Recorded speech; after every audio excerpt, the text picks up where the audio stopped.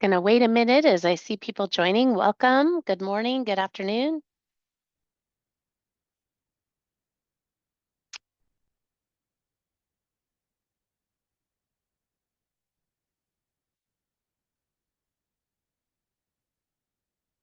Thank you so much, everyone, for joining on behalf of the ACCC. For those of you that are new to ACCC, next slide, the Association of Cancer Care Centers is a community of cancer centers that represents over 50,000 members. So for those of you that don't know, we represent nationwide across the delivery system. So comprehensive cancer programs, health systems, academic centers, comprehensive cancer centers, private practices, and members have access to really understanding and promoting, accelerating the course of change for cancer care. We promote the entire continuity of cancer care, including supportive care, and that is why we are here today. Next slide. I'd really love to thank our colleagues and partners at AOSW, Association of Oncology Social Work, and APOS, American Psychosocial Oncology Society, for partnering with us and getting the word out about this great webinar. So as I go on to introduce our esteemed speakers, I want to remind you all that the Comprehensive Cancer Care Services umbrella under ACCC and their kind of how-to model is why we're here today.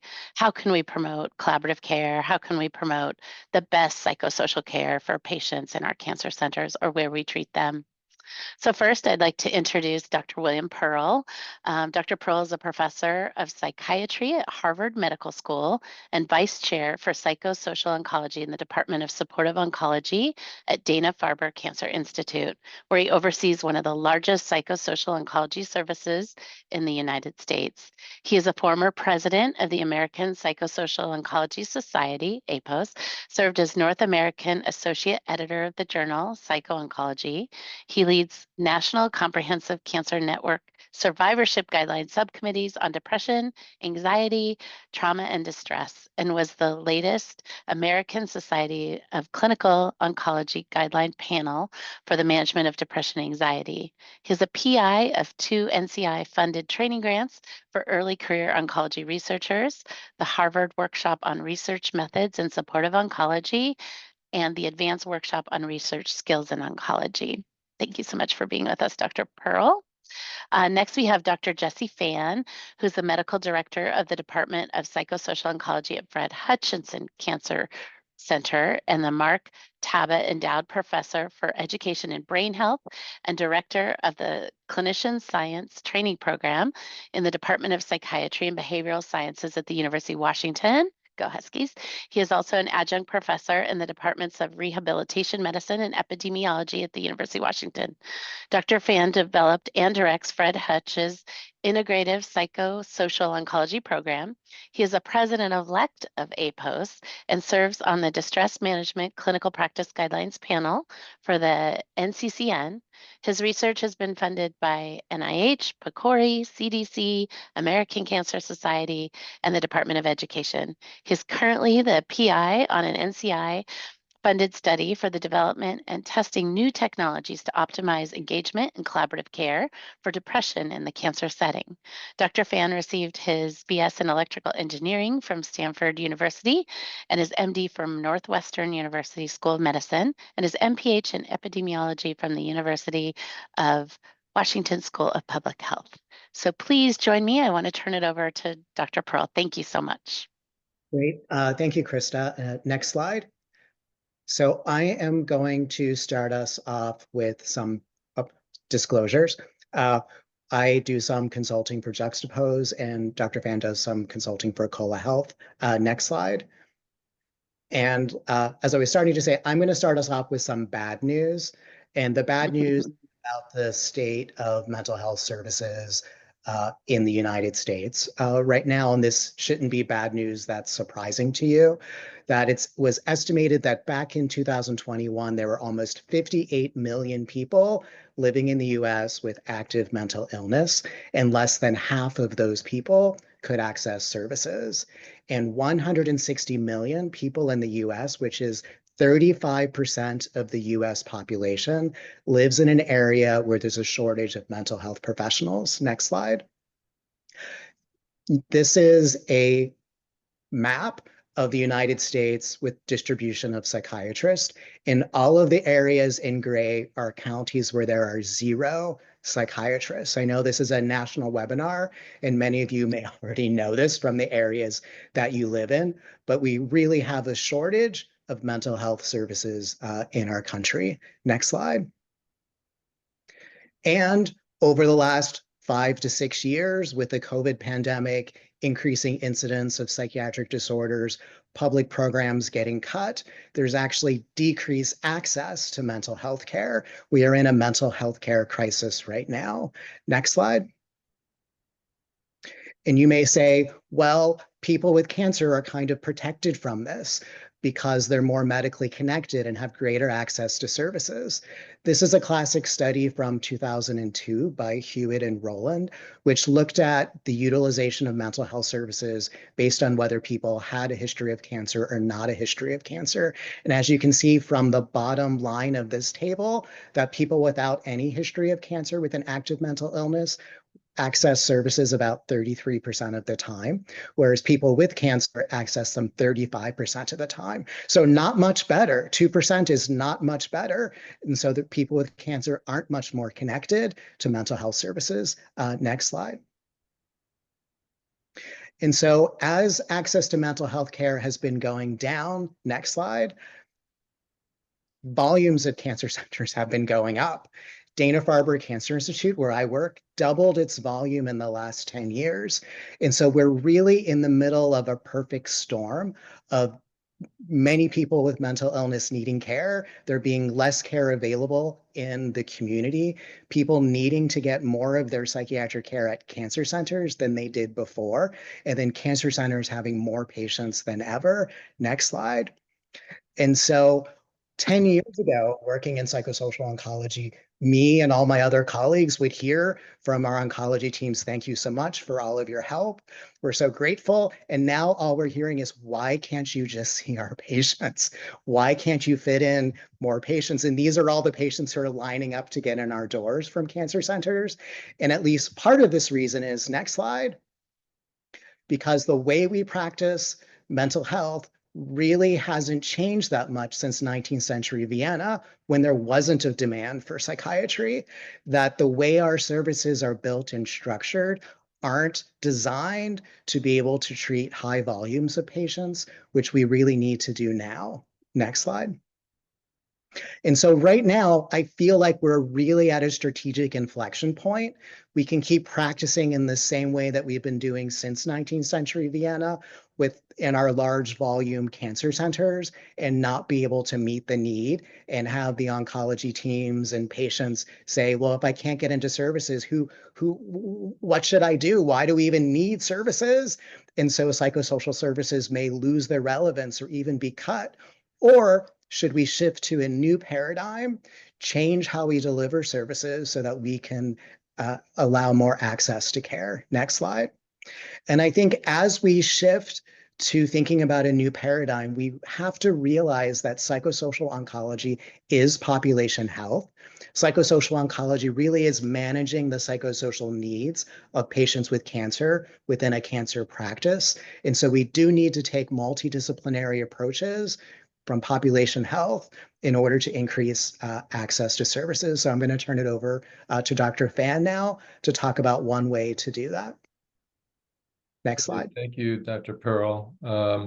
So Dr. Pearl spelled out the bad news. I'm going to give some good news now and talk about collaborative care. And I'll start with the main punchlines here, which is, what are the advantages of collaborative care in delivering psychosocial oncology care? First of all, from a population standpoint, it increases access and engagement in psychosocial care and leverages limited resources. We all have limited resources, even at places like Dana-Farber and Fred Hutch. And it's effective in underserved and rural areas, as many of you may be practicing in. From a care delivery standpoint, it's very flexible and adaptable to whichever clinic setting that you practice in. And it improves care coordination and follow-up so that patients don't fall through the cracks, and ensures that treatment adjustments are made when patients don't respond to treatment. And then from a system standpoint, and this is maybe interesting to administrators joining us today, it really facilitates value-based accountable care and cost-effective reimbursable care. It does have CPT codes that can be reimbursed, and then it supports quality improvement programs, and very importantly, it improves satisfaction among providers and support for providers. Next slide. So we do know that there are certain approaches that don't work very well and are not enough. So screening is important, and most of us probably do screen for distress. However, it's not guaranteed that screening itself is going to improve outcomes if we don't have access to evidence-based treatment. Referral to specialty care, while that may be available at your center, is not also going to guarantee improved outcomes without coordination and follow-up to make sure that people access the evidence-based care. And then even co-location of the behavioral health providers in your cancer center may not improve outcomes without a system by which you can make sure that treatment adjustments are made. And without these services, patients do fall through the cracks and stay on ineffective treatments for too long. Next slide. So here's a traditional referral model, and I know this model well because this is the model that we practiced in at Fred Hutch for several years when I first started there, where the oncology team notices a crisis happening, and then they frantically refer to the psychosocial providers that are available, if there are any available. Sometimes it's just referring out to the community, and then hope that the crisis gets taken care of. Next slide. And what happens from a population standpoint is that if you look at the whole population of people that you care for in your oncology center, it really only addresses the needs of this very small kind of proportion of patients in the center here. People with typically high mental health morbidity, even maybe some patients with lower severity, and then even some patients that may not really even need it that much, but they're very vocal about asking for help. So this is not a good population-based strategy, this traditional referral model. Next slide. And with the traditional referral model, this is what happens from a population-based standpoint. About a quarter of patients never get recognized or engaged in treatment. About a quarter drop out of treatment, and about a quarter stay on ineffective treatment. And only about a quarter of patients that have psychosocial needs actually get effective treatment. Next slide. So when you think about the trajectory of mental health care in cancer care, we started out with the traditional referral or consultative model. Many cancer centers now have moved towards a co-located model where they might have some services on site, maybe a social worker or two, maybe if they're lucky, a psychologist, and typically not a psychiatrist. It's pretty rare to even have a psychiatrist on site. And then the ideal would be a truly integrated model where mental health care is really integrated as a core part of routine oncology care. That's really the best model out there. Next slide.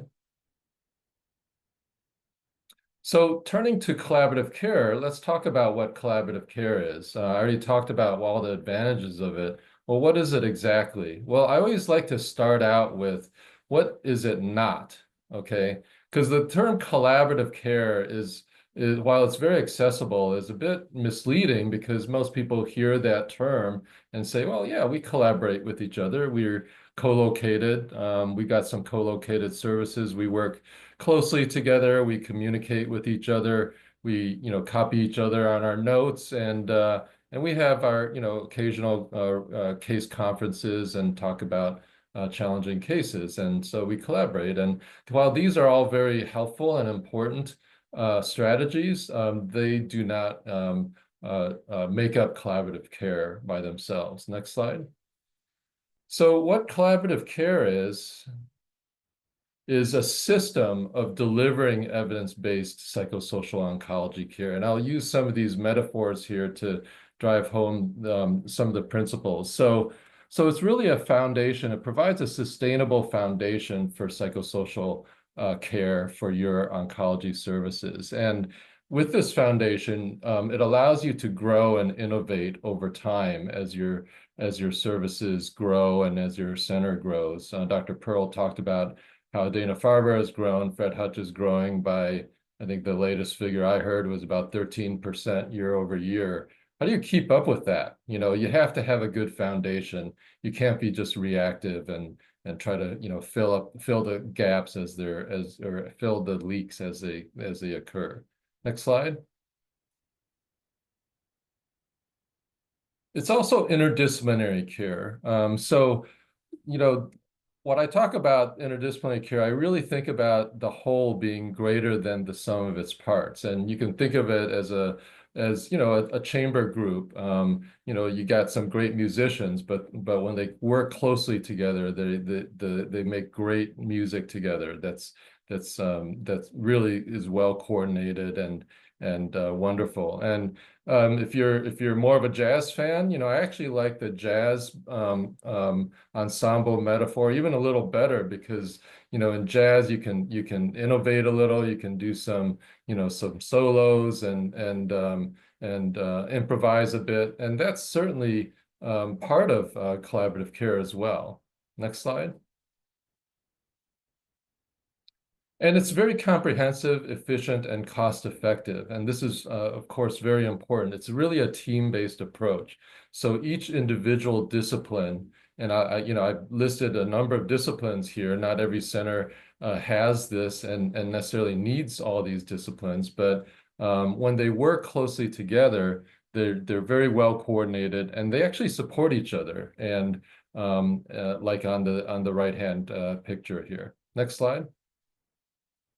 So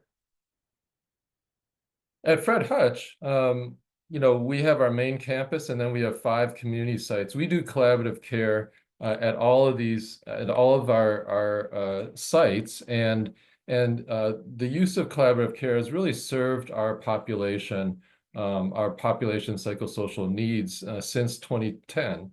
And again, it's a very population-based approach that can be adapted to any given clinic that you want to implement it in. Next slide.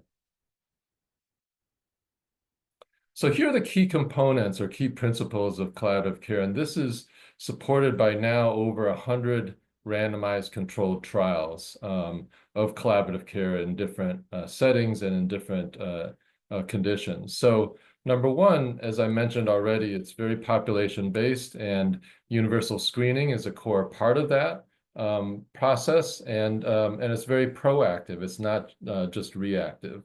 It's patient-centered team care, and at the core of the team is what we call a care manager. Oftentimes a social worker, can be also a nurse or a psychologist, that's really focused on shared decision making and provides excellent patient experience, which is very important. It's measurement based, treatment to target. So we don't have a blood test or an imaging test to test for distress, but we use validated instruments and to be able to track outcomes and make treatment adjustments as needed. And the use of a registry is really critical to that process.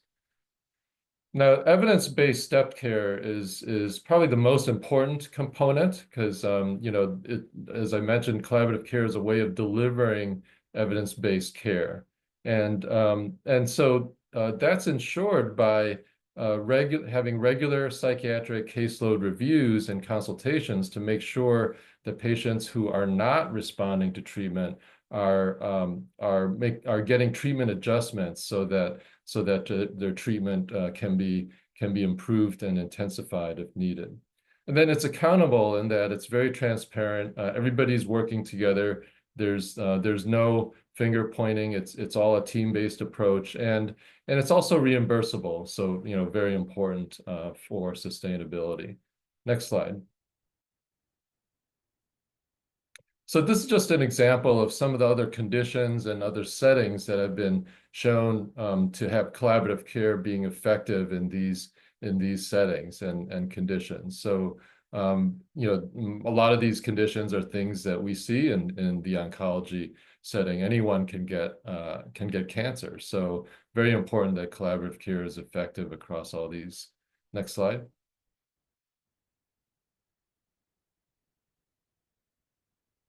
Next slide. Thank you. So this is just after we rolled out collaborative care, I was fortunate to partner with a couple of other investigators who've studied collaborative care in the oncology setting, and this is a paper that we wrote back in 2012 that really laid out our vision for the use of collaborative care as the model for integrating psychosocial oncology into routine cancer care. Next slide. So a little more about the details of our psychosocial program at Fred Hutch. Our program started very small and has grown quite a bit. So now it exists as an integrated team-based collaborative care model again since 2010 that has a number of disciplines. We have psychiatrists, psychologists, social workers, patient navigators, nurses. Of course, many centers don't have all these yet, but we didn't either when we started. We started with just social work and psychiatry, and those are the core components of our model when we started piloting it in 2010, and it's grown from there. And the reason we've added these other disciplines because we've grown so much. These are all different components of the continuum of psychosocial care that addresses the whole spectrum of social determinants of health, and our goals are all aligned to decrease psychosocial distress, and ranging from tangible needs to clinical needs, and we're able to deliver a lot of our services now remotely. In addition to in-person care. So I'll tell you more about these components in the following slides. Next slide. So this is another way to think about stepped care. So the goal is to focus care, the level of care that is aligned with exactly what a particular patient needs. So the patient has minimal distress. Everybody has some level of distress when they get diagnosed with cancer. A lot of the issues can be addressed with a patient navigator. If you have a patient navigator to direct patients to community resources, for example, get patients into support groups, things like that. If they have more mild to moderate distress, again, using validated instruments like the PHQ or the GAD-7. Some of you may use a distress thermometer. That's wonderful. Our clinical social workers then get involved and provide other resources and brief interventions, brief behavioral interventions, maybe a medication recommendation based on consultation with our psychiatrists or APP. And then when patients do develop more severe distress, then they can be referred to one of our psychiatrists and or psychologists, oftentimes still seeing our clinical social worker in a team-based approach to the patient's needs. And then when patients starting to get better, they can move down this step ladder, and they can move up and down as needed, depending on their level of distress. Next slide. So I'll walk you through the workflow of collaborative care.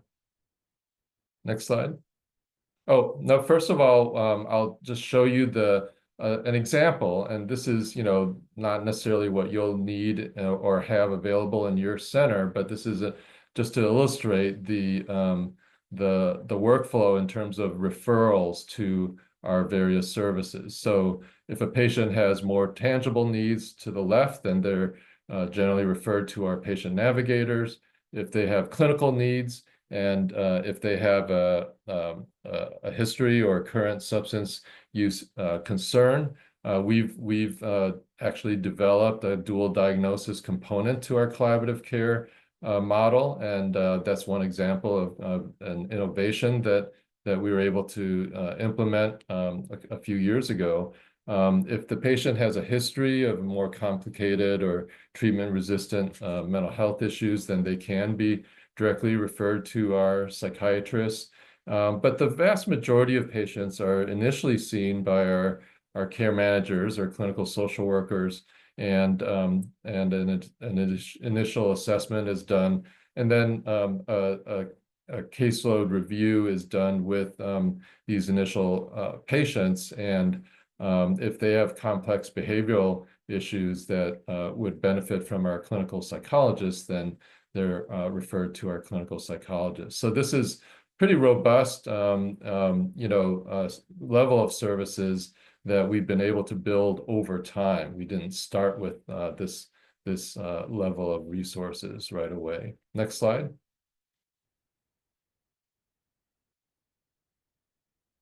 So I'll walk you through the workflow. Here you see, a diagram where the patient and caregivers are, of course, in the center. We have our oncology providers on the left. We have our care managers, in our case, clinical social workers. Again, can be a nurse or a psychologist as well. And then we have our psychiatrists and APPs, and we also have our clinical psychologists. Next slide. So when a patient is identified either through distress screening or in routine clinical care to have some psychosocial needs, then our oncology colleagues certainly are very important in endorsing and facilitating psychosocial care, such as a referral to our services. Next slide. Our initial assessment is typically done by our clinical social worker. Next slide. And when they do an initial assessment, the patient is then presented at our weekly or biweekly caseload reviews with one of our psychiatrists, and we discuss the patient's history and problems, and we come up with a treatment plan that can be implemented. Next slide. Initially by our clinical social worker, who engages the patient and educates the patient in the psychosocial treatments, typically starting a brief behavioral intervention that I'll discuss later. And then next slide, if they are in need of an initial medication trial, our clinical social workers actually communicate that recommendation that our psychiatrists provided to the oncology team. And in the vast majority of cases, the oncology team can get them started on that medication. And the patient does not have to wait for to see a psychiatrist to get that going. Next slide. If the patient is not responding to treatment, let's say after 4 weeks or so, then the patient is brought back to our caseload reviews, and we talk about, hey, does this patient need an adjustment to their behavioral strategy, or an adjustment to their medication, or adding a medication, maybe an augmentation to their medication, etc. And again, the clinical social worker is instrumental in implementing and communicating that adjustment. Next slide. And if the patient really does not respond well, or does not tolerate well to the treatment adjustment, then they can be referred to one of our specialty mental health providers that are available either on site or remotely. And then next slide, the patient is then strategy is then, of course, communicated very robustly to the oncology team. The oncology team's involved in the decision-making as well, in terms of any interactions with their cancer treatment, et cetera. So it's a really, really robust team-based approach that provides the best evidence-based treatment for the patient and their families. Next slide. Okay, so this is just an example of how we coordinate our psychiatric caseload reviews. Typically, we do this every 1 to 2 weeks, and we do this with every social worker. We have about 20 social workers now at Fred Hutch, and we have a psychiatric caseload review with each social worker. And each case, each new patient typically takes 5 to 10 minutes to discuss, and follow-up cases can be very brief, even as short as 2 minutes, typically 2 to 5 minutes. So if you think about as a psychiatrist, I'm a psychiatrist. When I see a patient, I might be able to see 1, maybe 2 patients in an hour if I see them individually. When we do collaborative care caseload reviews, we can address anywhere from 6 to 10, sometimes even 12 patients in an hour. And we can address patients' needs, address treatment adjustments in a much more efficient way in a collaborative care model. And I won't go through these components one by one, but as you can see, we start with patients that have the highest need, safety concerns, et cetera. And then we end with, patients that maybe are doing really well and can be discharged or switched over to a more relapse prevention strategy. Next slide. So our clinical social workers, again, are really at the hub of our collaborative care model. They provide care coordination across our treatment team. They provide distress screening and monitoring using validated instruments to see how patients are doing. They provide brief evidence-based counseling or psychotherapy. They provide psychotropic medication support, communication, and are trained to help monitor for response and adverse effects as well. They provide community referrals and resource facilitation. And they also provide some staff support and critical incident debriefing for our treatment teams. So very important role, and really allows the clinical social worker to practice at the top of their licensure. Next slide. And we did a survey, an anonymous survey. This is published in 2020, and it shows that our clinical social workers who had previously not generally practiced in collaborative care really found that practicing within a collaborative care model really improved their sense of integration into the oncology team. It really contributed to their sense of job satisfaction and ability to provide better clinical services to their patients. It improved their sense of collaboration with other psychosocial providers like psychiatry, and really enhanced their ability to kind of learn new clinical skills as well, and to practice at the top of their licensure. Next slide. So this is an example of some of the modalities that we use in collaborative care, and this is not an exhaustive list of the things that happen to our patients, because our patients have obviously very, very diverse backgrounds and situations that they're in. But these are common, right? They might have a neurobiological vulnerability based on family history or their chemotherapy regimens interacting with their mood and functioning.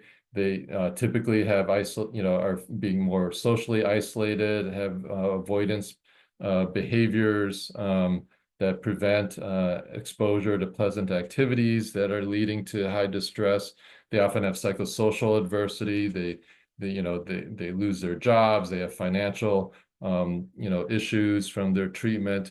They become more sedentary, maybe start using more substances. And of course, can have, cognitive distortions, kind of body image issues, demoralization. So these are all common things that can occur. Next slide. So our care managers, our social workers are all trained in these different modalities. I call these our kind of core components, core skills of practicing within an evidence-based collaborative care model. We talk about pharmacotherapy and the different kind of biological therapies that need to be, everybody needs to be familiar with. Obviously, social workers do not prescribe medications, but they're quite knowledgeable, about medications in our model. Behavioral activation is a very evidence-based strategy to deal with, increasing pleasant activities and addressing avoidance behaviors. We talk about case management and supportive and problem-solving strategies to help patients who are feeling overwhelmed. We use motivational interviewing strategies and refer to our cancer rehab specialists for physical therapy and vocational therapy, things like that. And then, all of our social workers have, some knowledge of cognitive, behavioral, and mindfulness strategies. So these are all really common and evidence-based strategies that are used, and collaborative care helps us deliver these evidence-based strategies to our patients. Next slide. All right, I'm going to turn it back over to Dr. Pearl. Great, thank you. And I see lots of really good questions coming in, lots of questions about some of the nitty-gritty and details about collaborative care. This presentation today is really an overview or an introduction to what the model is. We're hoping that through ACCC, we should be able to do more training and teaching about how to think about implementing collaborative care, how to think about planning a pilot. And so today really is just to whet your appetite for that, to get you interested in thinking about, could this be something useful at your center? And then we're hoping to be able to give you more resources or more training in being able to do that. At Dana-Farber, we started implementing collaborative care with a pilot back in 2020 and are now at the point of we made a decision last year to roll it out over our entire enterprise since it's been so successful. Next slide. Our story began in 2018 when Dana-Farber made a decision that all of the supportive services that are available on main campus in Boston have to be available at all of our regional campuses. And we have 6 regional campuses in Massachusetts and New Hampshire, which some of them are over an hour away from Boston. And we're tasked with providing palliative care services, psychosocial services to all of these centers when we're wondering, how are we going to do this? How are we going to be able to get all the staffing for 6 centers, some of which didn't even have any social workers at the center? How are we going to hire enough social workers, physicians, nurses to be able to deliver supportive care with kind of specialty level expertise? And the only way I thought about doing that, at least from the mental health perspective or the psychosocial perspective, was through collaborative care. And my department also includes palliative care. And I was talking with my chair, James Tulsky, who's a palliative care physician. And we're like, I wonder if we could integrate into one service, integrate into a supportive oncology service, which would help with our staffing numbers, allow us to use staffing more efficiently to be able to deliver care through the collaborative care model. And that's what we did. Next slide. And it kind of makes sense to combine psychosocial services and palliative care. And for those of you who don't have a lot of supportive Supportive care staff at your centers could be thinking of a model like this of psychosocial plus, like psychosocial plus palliative care, that there is a lot of overlap in services among supportive care services, and even overlap in assessments, that all of some of the disciplines ask pretty similar questions in their evaluations. And can one of the evaluations count as an evaluation for all of them? Having a greater pool of providers with overlap in skills can really allow you to use your resources more efficiently, to coordinate the delivery of care through these providers to actually be able to reach more patients versus having them have duplicated services.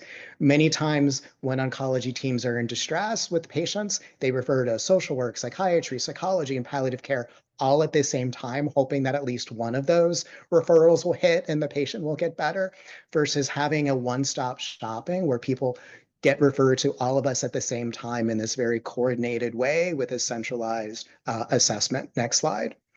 And in doing this, for those of you who are old enough to remember the Reese's peanut butter cup commercials, when you combine psychosocial oncology and palliative care, it creates something that we found is actually better than each of them alone. Putting the chocolate and peanut butter together allows for it to be a much better service overall. Next slide. And it makes sense as we think about collaborative care as a way of shared care or a model of sharing care within a medical context. There has been a lot of talk about what is primary palliative care, what is secondary palliative care, when does palliative care need to get bumped up to specialty palliative care. Next slide. And there was a classic study done in 2016 by Bickel and colleagues where they had a Delphi committee with consensus on what are the domains of primary palliative care, what are the pieces of palliative care that oncology teams are good at and can stay mostly with the oncology teams, and what are the domains that really need to get bumped up to specialty palliative care. And they asked a large group of people around the United States which things should be the domain of primary palliative care, staying within the oncology teams. Next slide. And this is what the answers they got. And next slide, they drew the line with the last two of psychosocial assessment and management and spiritual and cultural assessment and management as really being, these are the factors that would bump something up to specialty palliative care. And if you think about that, that's what social work, psychiatry, and psychology does too. So having us all combined into one team makes conceptual sense as well. Next slide. And so we began with a pilot at our Merrimack Valley site, which is on the border between Massachusetts and New Hampshire. We chose that site because it was brand new, and it's often easier to do things in a new place than start something in an existing place with services. And it also was our most racially and ethnically diverse center, a very economically diverse center, and a really high needs center that is in an economically depressed area. It's a former mill town in Massachusetts where the mills have closed down, and it's the opioid overdose capital of Massachusetts. So it was a place that needed services, and we felt if we could deliver services in a way that was successful there through this model, then we would be able to deliver it through our other sites. Next slide. We designed this way of thinking about it, that at each of our regional campuses, we would have on-site oncology social workers who would fulfill the role of the case manager of the collaborative care team, of doing those initial assessments and collaborating with the oncology teams and managing the needs of patients, but also having a palliative care NP or PA who could be shared across sites to do some of the medical aspects of care that oncologists or other medical professionals at the regional campuses may not necessarily feel comfortable doing. And then they would work with on main campus remotely with palliative care physicians, psychiatrists, and psychologists. On the right is a little diagram showing the complexity of patients that we discuss, and that all patients have both medical and psychiatric complexity that we discuss in our team meetings. And it's sometimes the palliative care provider may provide more to those conversations than the psychologists and the converse as well. Next slide. This is our initial very first team. We started small with one social worker, a palliative care NP, palliative care physician, and myself. Next slide. We created one unified referral. There was no longer a social work service, no longer a psychiatry or palliative care service. We were one service of supportive oncology, and this is what our referral looks like through Epic, that people could check what they were seeing people for, and then they would get referred to social work for the initial assessment. If they checked pain or symptom management, they would also get automatically co-referred to our palliative care NP. Next slide. Our model runs similarly to the one that Dr. Van had discussed. We have our weekly team meetings where anywhere between 5 and 10 patients are reviewed, usually in a 1-hour meeting. Sometimes we can get up to 20 if it's been a busy week. The meetings are very social work driven. They're very similar to tumor boards, which you might be familiar with. And then we write treatment team notes that go into electronic medical record, so the teams know what we're doing as well. Next slide. I wanted to just give you a sense of what the patient experience is like through this. And so we'll give you an example of a case of a woman who was 35 years old with metastatic cervical cancer, who presented to our service in late April of 2021. She was seen by social work. She was referred for coping. Social work saw her. They did a serious illness conversation where they found that she understood that her cancer was incurable and her time was likely short.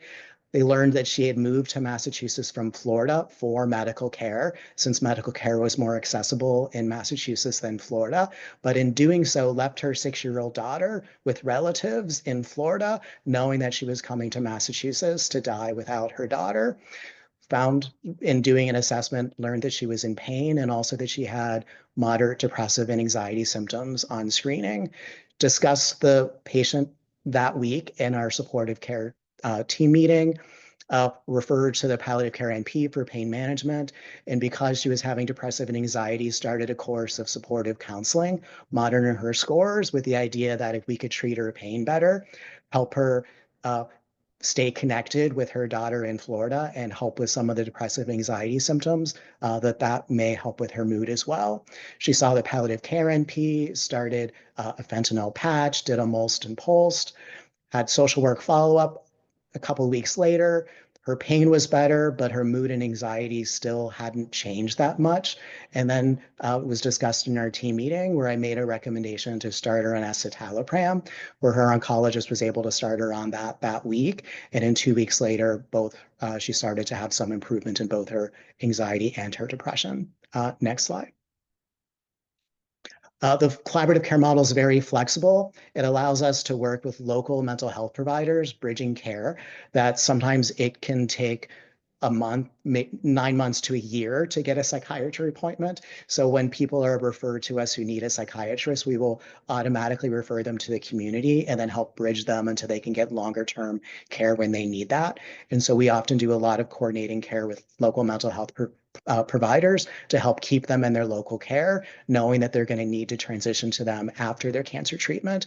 And we've also got to work a lot with primary care doctors, where in addition to making recommendations to the oncology team, often work with primary care doctors in the survivorship phase of giving them recommendations about medicines and helping them manage medicines of patients.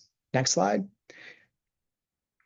Dr. Van had talked about social work's experience with the collaborative care model. We did some interviews with people who are involved in our teams, and across disciplines have really found it to be a much more enriching way of working, that no one feels alone in providing care. We do a lot of tough work in working as a team and supporting each other as a team.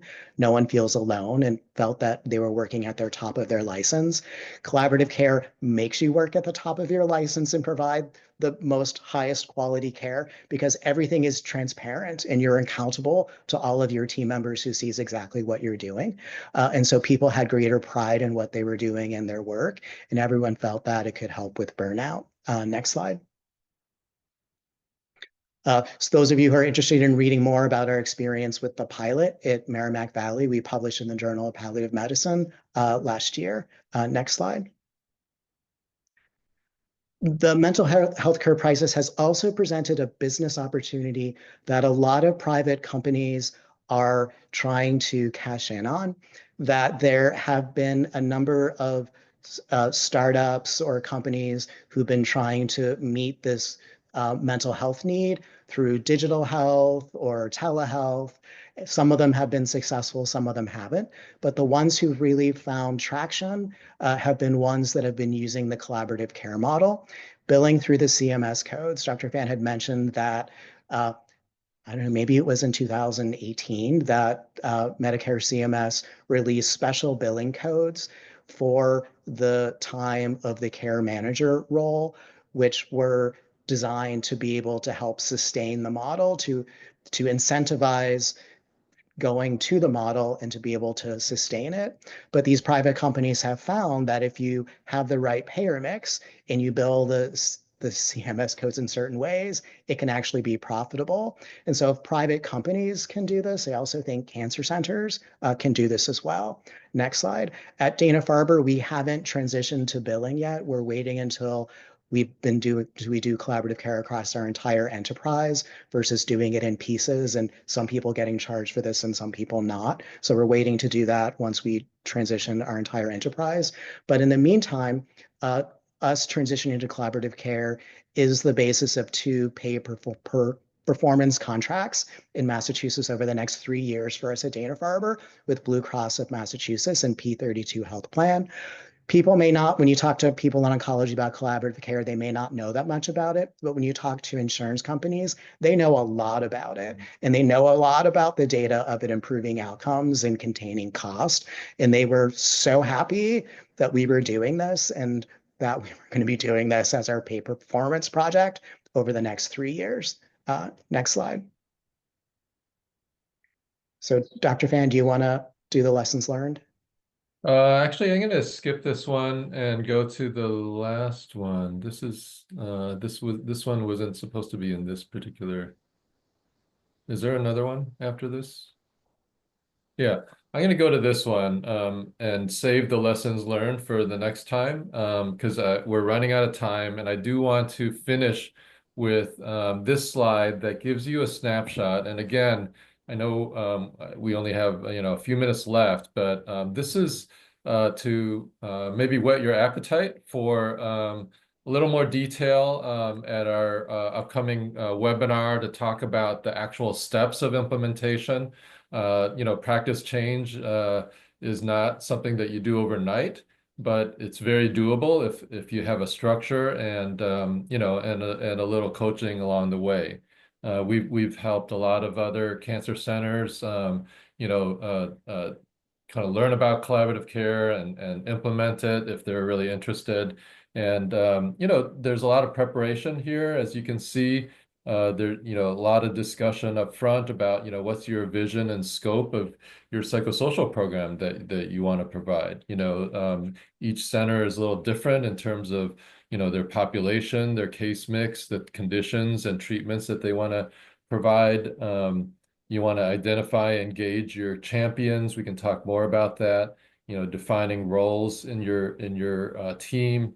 Really developing a unique workflow for your specific center that'll work and be sustainable, and to develop a financial plan and determine metrics of how you're going to evaluate and make sure that things are going well.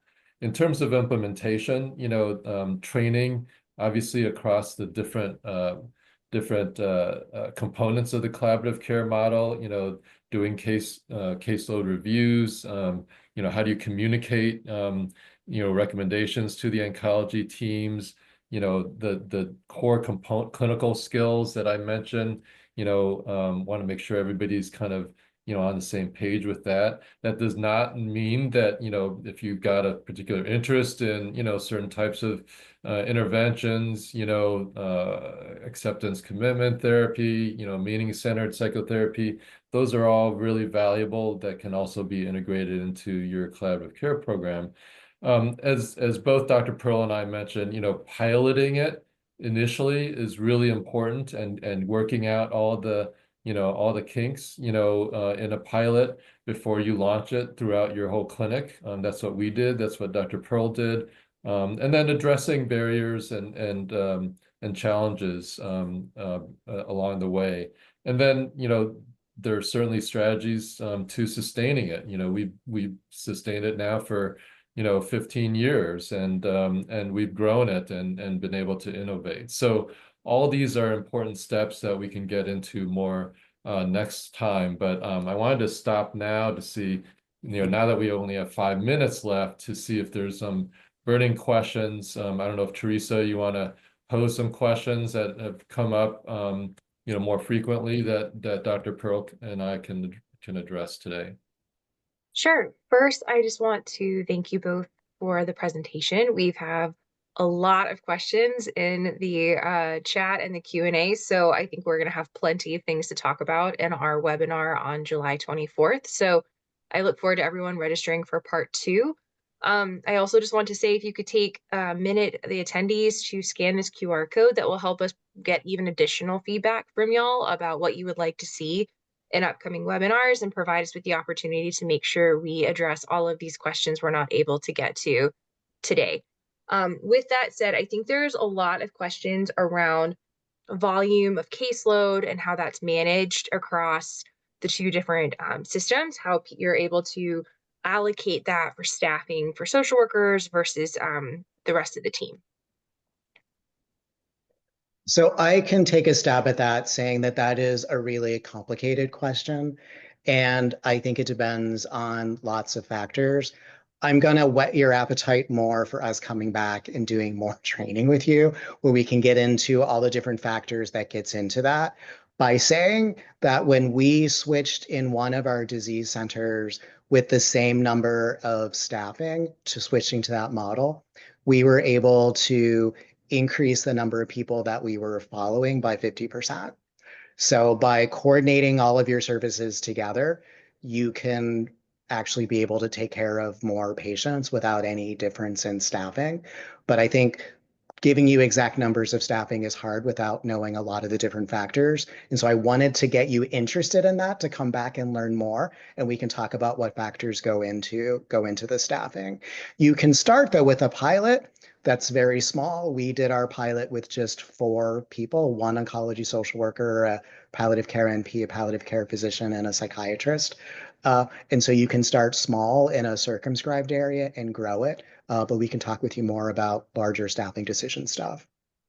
And Dr. Pearl, on that note, can you speak to, you talk about a psych NP or a psychiatrist. I think one thing that was really eye-opening to me was sort of the amount of FTE of that person. So say I'm sitting, I'm like, oh my gosh, this sounds amazing, I want to do this. I think the first step, my recommendation is have your teams watch this webinar, maybe consider some training of different modalities, which we are going to work to do on these webinars for your teams, to have like motivational interviewing, things like that, to kind of help relieve the burden of institutions creating this type of modality. But like, what would the FTE of a psychiatry or psych NP2 social work be for example? I guess it depends on the level of services. And so if the psychiatrist is doing the weekly case review meetings, that would be an hour for each of the meetings that you have. The way that we think about it in our group is of like 10% FTE per team that you're on for the weekly case review, as well as some of the follow-up that you have to do that isn't direct patient related. Dr. Fan, do you have any suggestions around FTE for psychiatry? Yeah, again, it depends on the center, because our psychiatrists are all, co-located, and we do see patients, who are referred to us as well, whereas some centers, may need to refer out to the community, to a community psychiatrist for, specialty care. I would just say in general, we have about 4 times as many social workers as psychiatrists. And that ratio has generally worked well for us. But again, it depends a lot on your center, your case mix, et cetera. Well, we're so excited to have you guys back for the next webinar. Thank you so much for spending time with us. We really appreciate you. Bye. Thank you. Thank you.